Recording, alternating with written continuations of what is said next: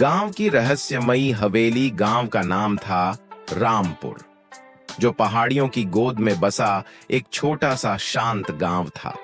रामपुर में हरियाली और शांति थी, लेकिन गांव के बाहरी इलाके में एक पुरानी हवेली थी जिसे लोग भूतिया हवेली कहते थे।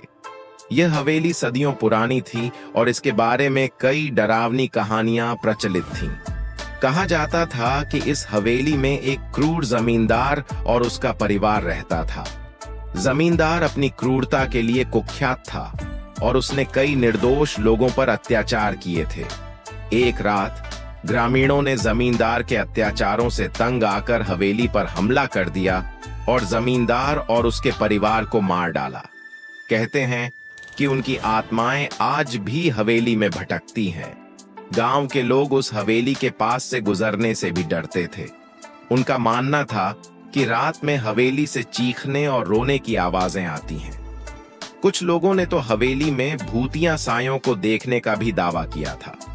एक दिन 3 दोस्त राहुल, सीमा और अमित गांव घूमने आए। उन्हें भूतिया कहानियों में बहुत दिलचस्पी थी, इसलिए उन्होंने भूतिया हवेली देखने का फैसला किया।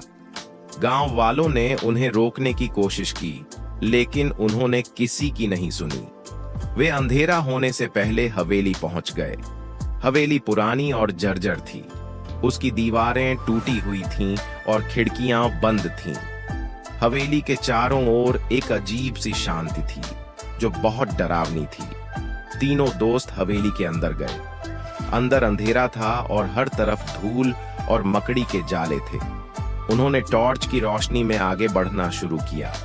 वे हवेली के कमरों में घूमते रहे, लेकिन उन्हें कुछ भी अजीब नहीं लगा। अचानक उन्होंने एक कमरे से रोने की आवाज सुनी। वे आवाज की ओर बढ़े और एक बंद कमरे के सामने पहुंचे। उन्होंने दरवाजा खोला और अंदर देखा। कमरे में एक बूढ़ी औरत बैठी थी जो रो रही थी। तीनों दोस्त डर गए, लेकिन उन्होंने हिम्मत नहीं हारी। उन्होंने बूढ़ी औरत से पूछा कि वह कौन है और क्यों रो रही है। बूढ़ी औरत ने बताया कि वह जमींदार की पत्नी थी और उसकी आत्मा को शांति नहीं मिली है। उसने बताया कि उसके पति ने कई निर्दोष लोगों पर अत्याचार किए थे और उनकी आत्माएं आज भी हवेली में भटकती हैं। बूढ़ी औरत ने तीनों दोस्तों से कहा कि वे हवेली से चले जाएं, क्योंकि यहां रहना खतरनाक है, लेकिन वे उसकी बात नहीं माने।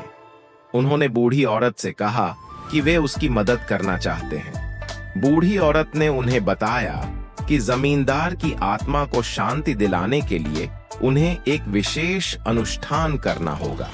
उसने उन्हें अनुष्ठान के बारे में बताया और उन्हें कुछ जरूरी चीजें दी। तीनों दोस्त अनुष्ठान करने के लिए तैयार हो गए। उन्होंने बूढ़ी औरत के बताए अनुसार अनुष्ठान किया। अनुष्ठान के दौरान उन्हें कई अजीबोगरीब चीजें दिखाई दीं। उन्होंने भूतिया सायों को देखा और चीखने और रोने की आवाजें सुनी, लेकिन उन्होंने हिम्मत नहीं हारी और अनुष्ठान पूरा किया। अनुष्ठान पूरा होने के बाद हवेली में शांति छा गई। बूढ़ी औरत की आत्मा को शांति मिल गई और वह गायब हो गई।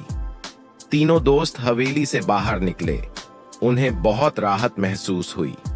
उन्होंने गांव वालों को हवेली के बारे में बताया और उन्हें समझाया कि अब हवेली में कोई खतरा नहीं है। गांव वालों को बहुत खुशी हुई। उन्होंने तीनों दोस्तों का धन्यवाद किया और उन्हें सम्मानित किया। उस दिन के बाद गांव वाले हवेली के डर से मुक्त हो गए और उन्होंने हवेली को एक सामुदायिक केंद्र में बदल दिया। यह कहानी रामपुर की भूतिया हवेली की है, जो हमें बताती है कि बुराई को हमेशा हराया जा सकता है और अच्छाई हमेशा जीतती है।